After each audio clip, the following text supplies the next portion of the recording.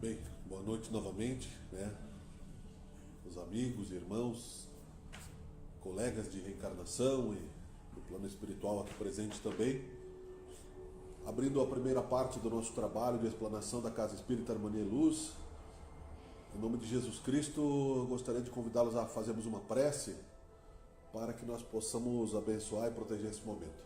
Então vamos fechar os nossos olhos um instante. Vamos pedir ao nosso Deus Criador, ao nosso querido irmão maior Jesus Cristo, ao nosso anjo da guarda, tutor de nossa reencarnação, espírito mais amadurecido que nós, aos nossos anjos guardiões do planeta, da nossa rotina, que nos abençoem, que nos protejam além do nosso merecimento, por misericórdia, para que possamos juntos avançar em termos de compreensão, em termos de aprendizado, em termos de evolução. Que esse momento de explanação espírita seja útil aos nossos corações, aos nossos intelectos, que possamos servir a obra de Deus, que é o progresso eterno. Seja feita em tua vontade, Senhor, e que assim seja. Um trecho do Evangelho segundo o Espiritismo, intitulado Advento do Espírito de Verdade, e é catalogado como instrução dos espíritos, ou seja, é uma mensagem psicografada daquelas que Allan Kardec selecionou para colocar no Evangelho segundo o Espiritismo e que fazem parte dos clássicos textos psicografados e que sempre trazem mensagens novas às nossas ideias e, portanto, precisam ser revistos constantemente para nos auxiliar no nosso processo de evolução. Então, antes de comentarmos sobre ele, eu vou pausadamente fazer uma pequena leitura. Venho como antigamente entre os filhos transviados de Israel, trazer a verdade e dissipar as trevas. Escutai-me. O Espiritismo, como antigamente minha palavra, deve lembrar aos incrédulos que acima deles reina a verdade imutável. O Deus bom, o Deus grande, que faz germinar a planta e eleva as ondas. Revelei a doutrina divina e como um ceifeiro reuni em feixes o bem esparso na humanidade e disse: Vinde a mim todos vós que sofreis.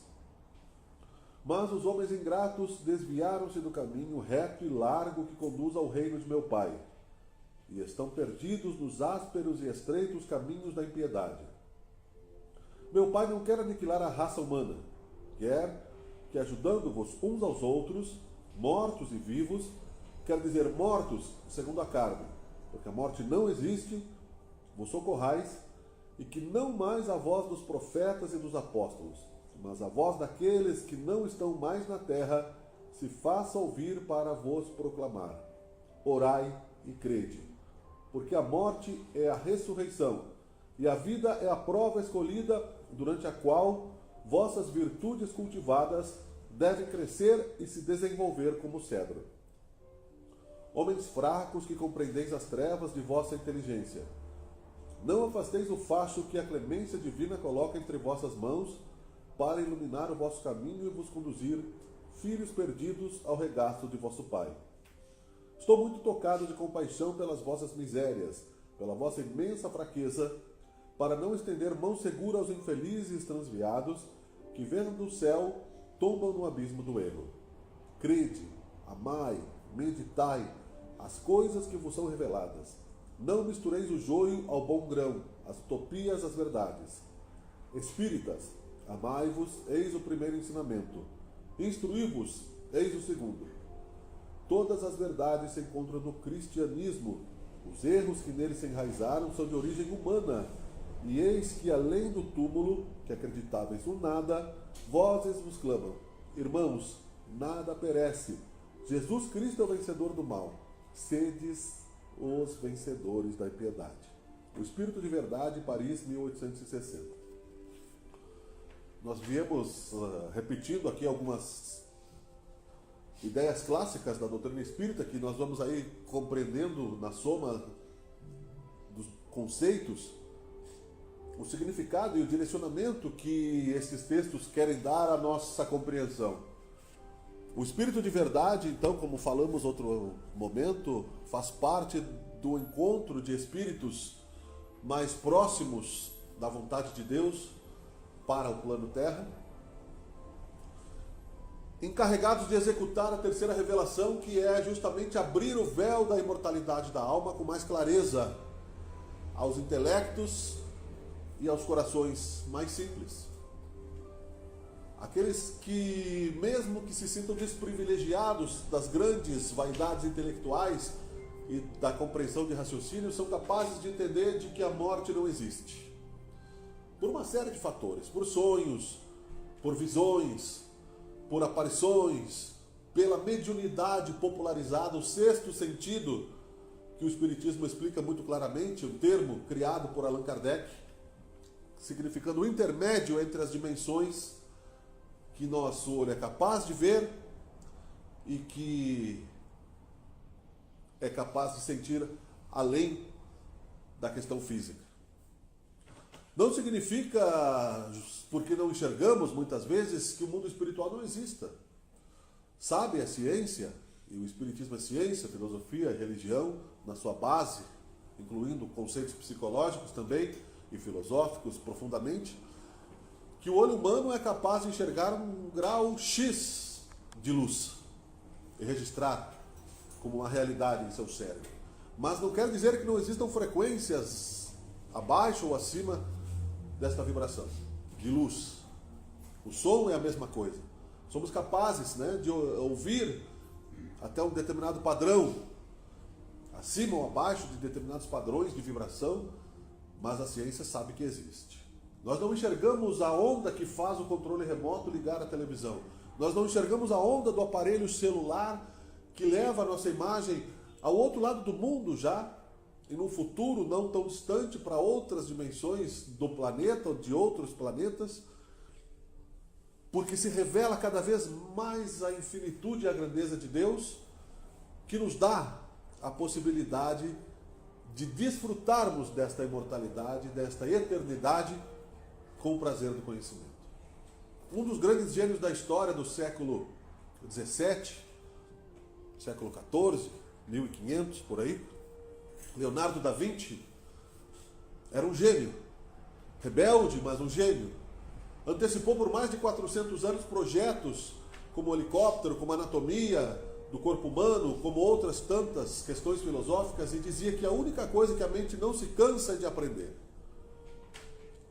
E aprender é parte do progresso e da evolução. Então a gente aprende a ter fé. Nós aprendemos a ter uma religião, a confiar em Deus.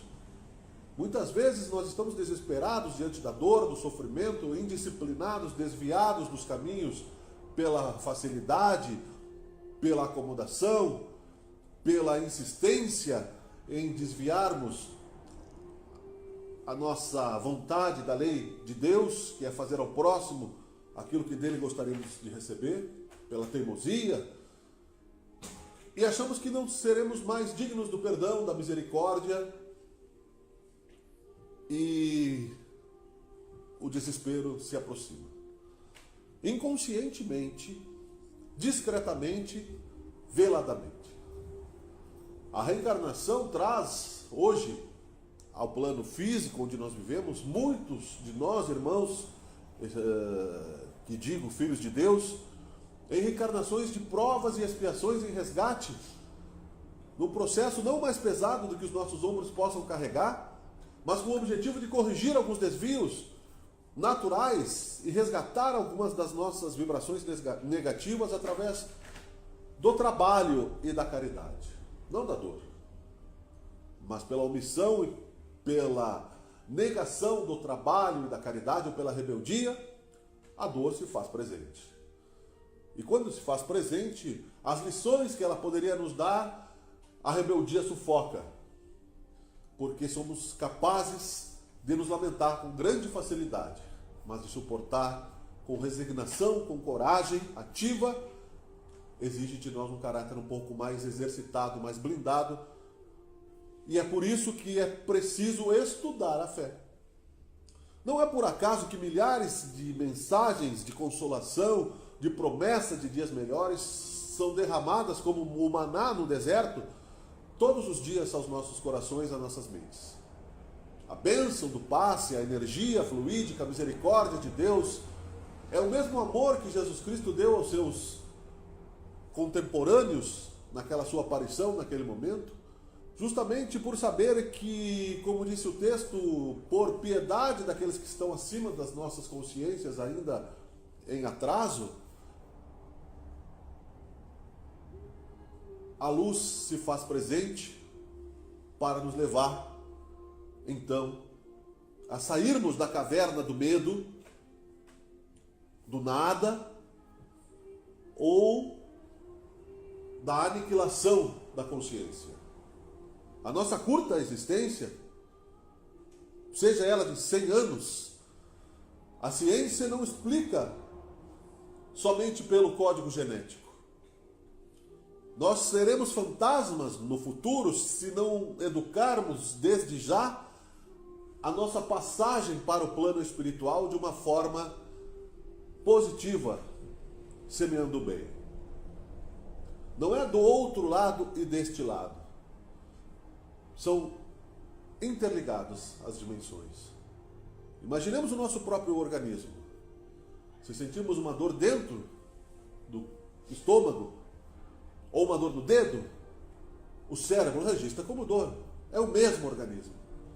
Então, se nós estamos nesta dimensão, ou se nós estamos, quando nos desprendemos através do sono, que nossos corpos estão descansando para a renovação biológica do sistema orgânico, da alimentação, da nutrição, o nosso corpo espiritual, coordenado pela consciência, pelo espírito, por aquilo que pensamos e sentimos, sente-se um pouco mais livre da carne, ligado pelo fio de prata, que é o que nos mantém na reencarnação, transita pelo mundo espiritual próximo, distante, de acordo com os nossos pensamentos, vamos tendo os vislumbres da imortalidade da alma.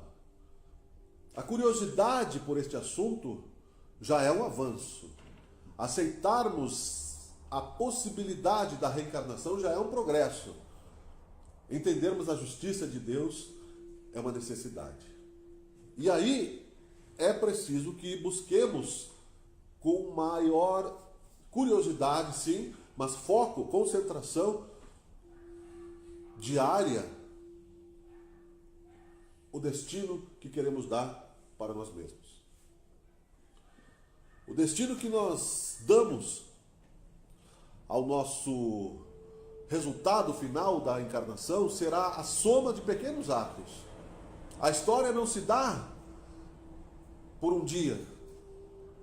Quando o ápice de um dia acontece nos grandes acontecimentos da história da humanidade, aquilo foi amadurecendo por uma soma de relacionamentos menores até que se chegou a um grande acontecimento.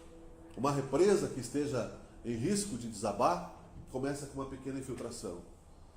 As coisas boas, uma semente, o cedro, como disse aqui o texto, uma árvore de feixes rijos e fortes, uma madeira nobre, ela nasce de uma semente.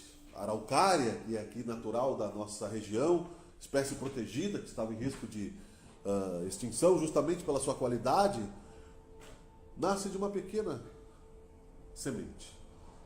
Então, se entendermos por alguma razão que nos dê a certeza de que nós não vamos morrer jamais, aos poucos, mesmo que sem percebermos mudanças radicais imediatas, mas como um iceberg no oceano que movimenta-se sem a percepção, muitas vezes, do navegador, iremos mudando o nosso destino, como um grande navio que não pode fazer manobras bruscas, porque ele precisa ir mudando a sua direção num longo período de cálculo, de distância, como um avião que desce para aterrissar, mas começa a descer muitos quilômetros antes de chegar próximo ao solo, porque ele não pode descer bruscamente, ele precisa. Nós iremos ascender na direção de Deus, ou nos expandir de dentro para fora, porque Deus está dentro de nós, é Ele que nos mantém vivos, somos seus filhos, somos a sua réplica, imagem e semelhança, como disse Jesus, mas com a consciência exteriorizada dele. Ou seja, estamos nos relacionando com Deus. Assim como nós conversamos de um para o outro, Deus mesmo estando dentro de nós, porque aqueles que amam têm dentro de si aqueles que são amados, então conseguiremos maior grau de felicidade, de eficiência, de força, de recomeço, que é o que nos resta, porque nós somos imortais. Você pode se estacionar como uma pedra. Diz a literatura espírita de que nós já passamos por estes reinos atômicos, minerais, vegetais, animais, assumimos a consciência humana e vamos avançando até chegarmos à consciência angelical e chegarmos então à imagem e semelhança de Deus. E vivemos em plenitude. Mas que plenitude seria essa? O tédio da vida sem movimento? Da contemplação? Altamente dinamizada pela vontade, pela força da transformação, uma mente plena, capaz de movimentar massas atômicas de universos, seria capaz de simplesmente, ao chegar à imagem e semelhança de Deus, sentar e ficar lá eternamente, olhando para, inutilmente? Então Jesus consagrou a força do trabalho. Qualquer tipo de ação útil é trabalho. Qualquer tipo de movimento útil é o trabalho. Se chegarmos em nosso lar e tivermos a intuição de tirarmos o lixo da cozinha, é trabalho. Porque senão aquele lixo se acumularia, bactérias se acumulariam e assim por diante. A higiene não teria... Estaremos auxiliando alguém na rua ao dar uma informação? Estaremos auxiliando a nós mesmos ao cuidarmos do nosso corpo também, a nos mantermos asseados, porque é o instrumento que Deus nos deu para que o Espírito se manifeste no mundo de relações, de provas e expiações, para que pela prova vamos mudando de nível, como uma escola. Significa o quê? A prova, um grande desafio, uma crise, a necessidade de coordenarmos determinado tipo de situação, de perdoarmos, de amarmos. A expiação significa a dor que não temos como mudar. Há uma oração que foi consagrada nos Alcoólatras Anônimos que fala justamente sobre isso. Concedei-me, Senhor, a serenidade necessária para que eu possa aceitar as coisas que eu não posso modificar, modificar aquelas que eu posso, e sabedoria para reconhecer a diferença. E a resignação, então, a gente compreende o significado das palavras à medida que a gente continua estudando, significa justamente isso, aceitar que algumas coisas eu não posso mudar. Eu não posso mudar o envelhecimento das células, eu vou desencarnar como todos. Nós temos um número X, assim como essa jarra tem uma quantidade de água que ela pode receber, e aqui é o número atômico de moléculas, de água, de átomos, matematicamente calculável, um cientista poderia ver, mas a água já está pela metade. Nosso fluido vital também vai terminar um dia, que é o que nos mantém encarnados, e nós teremos que ir para o outro lado. E que bom que assim seja, porque aí poderemos rever os conceitos, erros e acertos, renunciarmos pelo desapego àquilo que deixamos como construção, como obra, como exemplo, e continuarmos em direção à imortalidade. Recomeçar. Trabalhar. Jesus disse que Deus, o Criador do universo, ainda trabalha. Então, o conceito de que trabalha para escravos, para criaturas inferiores, para seres de baixa qualidade intelectual, é simplesmente uma cultura de dominação criada na antiguidade, num mundo ainda primitivo, aonde nós estamos mais próximos do instinto animal do que da categoria de anjos capazes de sermos como Jesus, amarmos incondicionalmente, nos desapegarmos das mesquinharias do dia a dia, sermos mais caridosos, mais generosos e realizarmos até curas de amor e caridade. Mas isso não significa que devamos, por isso, nos conformar na estagnação de que sou assim e não vou mudar. Como diz o Rossandro Kinsley, que é um psicólogo, psicoterapeuta espírita, que faz palestras, né, o complexo de Gabriela, né, eu nasci assim, né, e vou ser sempre assim. Né? Não! Né? Há um outro conceito que já citei agora recentemente, que nós queremos ficar parados. Né? A árvore quer ficar parada, mas o vento não deixa. E não deixa mesmo. Né? Não deixa. Porque não há nada no universo que não se movimente. Mesmo quando estamos dormindo, mesmo que estivéssemos em coma em um hospital, nós estaríamos com moléculas, átomos, flora intestinal, bactérias, coisas dentro do nosso organismo se movimentando, além da nossa consciência. Então, tudo isso é uma soma de pequenos conceitos, de pequenos pontos de reflexão que facilitam a compreensão do todo. E é claro que na prática vai exigir a energia do nosso livre-arbítrio para que a gente solidifique este conceito, mas não o torne pesado, solidifique e o torne leve. Nós vamos percebendo que na evolução tecnológica das coisas, à medida que o ser humano vai evoluindo, nós passamos da tração animal. Primeiro, o nômade andava a pé. Descobrimos as ferramentas de pedra e chegamos ao raio laser. Né? Andávamos na tração no cavalo, e ainda se chama cavalos de potência. Né? Temos carros hoje maravilhosos, mas já temos a energia elétrica movendo automóveis, já há um mercado futuro planejado para isso. O carro elétrico, quando dominar o nosso dia a dia, nossa rotina, o trabalho do dia a dia. Mas existem outras formas de energia que ainda não descobrimos, cada vez mais leves. Então, quanto mais inteligentes e mais próximos de Deus, e mais conteúdo, e mais capacidade, mais experiência, nós vamos ficando mais leves, não mais densos. Não mais pesados, mais sombrios. Né? Porque é dando que se recebe. Então o amor, a caridade, a generosidade, a transformação vai nos fazendo subir, teoricamente, porque não é subir ou descer, mas vai nos fazendo expandir os raios de sentimento, de amor e de vida, para que o prazer de estarmos vivos e o pleno presente se torne cada vez maior. E isso é a alegria de viver. É o otimismo de que errar é necessário para que acertemos. Thomas Edison tentou criar a lâmpada 700 vezes. E aí o seu sócio disse, não, desista. Nós já tentamos 700 vezes. Aí ele disse, não, está aqui anotado no caderno. Ele disse, não, mas você tem anotado aí 700 formas de não repetirmos isso aí. Vamos continuar de outro jeito. Se ele tivesse desistido, nós não teríamos hoje, né, chegado ao grau de iluminação elétrica que temos. E assim, o Espiritismo traz o Consolador prometido que disse Jesus, que essas palavras não passariam.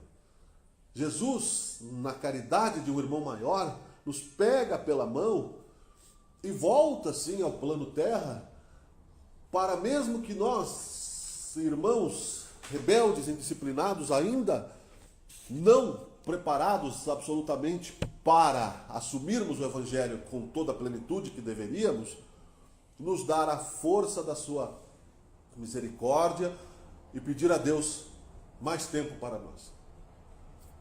Se pudéssemos sentir a sua presença com maior sensibilidade, veríamos como somos covardes ao negarmos na oração a presença de Deus e a representação de Jesus a Deus. Deus é bom, mas é muito bom saber que temos irmãos maiores do que nós, ao contrário de Caim e Abel, que brigavam por ciúmes, agindo para que o nosso espaço no coração infinito de Deus, da misericórdia divina que não se abala, não se ofende com as nossas infantilidades, acrescente mais misericórdia. É claro que a disciplina perfeita da lei de causa e efeito nos faz andar para frente. Então, mesmo que não quiséssemos, nós temos que assumir os nossos compromissos. Temos que ir à escola, nós fomos, ou iremos, nós vamos desencarnar, mais cedo ou mais tarde, nós não vamos ficar para semente. É um fato. Jesus Cristo veio para cumprir a lei e assumiu um corpo de carne e desencarnou. E assim por diante. E isso não é ruim. É necessário, é claro, que nós trabalhemos essa instabilidade emocional. Então ele deu o exemplo da tempestade no fundo do mar como ondas. E ele não se abalou. Aquilo é um exemplo metafórico, porque os apóstolos se apavoraram com a tempestade. Não era a tempestade externa que Jesus queria dizer, mas a tempestade das nossas emoções, que uma hora acreditamos, na outra hora será. Uma hora estamos firmes, na outra hora, quando ofendidos, magoados pelo amor próprio, né? Numa hora estamos fracos, aí somos humildes, quando estamos fortes, somos soberbos. Precisamos encontrar o equilíbrio, quando formos fortes, sermos humildes ao mesmo tempo. Quando se sobe um grau de conquista, se deve subir um grau de humildade também, para que não nos tornemos ditadores e cruéis, sanguinários, e que não retornem para nós a lei de causa e efeito, o mal. Isso é um trabalho individual. Esse é um trabalho que precisa ser feito para, primeiramente, nos trazer o merecimento de sermos coerentes na lei e na palavra, na ação e na palavra. Porque não há possibilidade, compreendendo a lei dos fluidos e o mundo invisível, de novamente, depois de aceitarmos a reencarnação, de entendermos o mundo invisível. Hoje já a física quântica também, o Espiritismo já compreende, já incorpora a questão justamente do que aquilo que eu falo volta para mim. Einstein dizia isso: se eu jogar uma bola na parede, ela vai voltar para mim na mesma intensidade e força que eu joguei, mas na direção contrária. Joguei uma bola na velocidade e ela bate, volta, e na mesma força que ela foi, ela vai voltar, porque a força está na bola. Ela acompanha. Então a palavra que Jesus disse que não passaria, retornaria em forma de bênção. E as nossas forças também estão direcionadas aí. Então não é mais possível fazermos uma coisa, eu faço o que eu digo, mas não faço o que eu faço. Não existe mais para quem compreendeu a verdade. E busca a verdade te libertará. Jesus sempre disse que é justamente isso, compreendemos a imortalidade da alma, o reino de Deus, e que somos construtores do nosso destino. Assim como o pianista exercita horas, assim como o cirurgião estudou as dificuldades que teria, assim como o engenheiro, a fé se constrói. A fé não nasce do nada. Amar a Deus sobre todas as coisas não significa que seja um dever a ser imposto porque eu tenho medo, senão eu vou sofrer, ou Deus vai me castigar se eu não respeitá-lo. Seria um Deus cruel.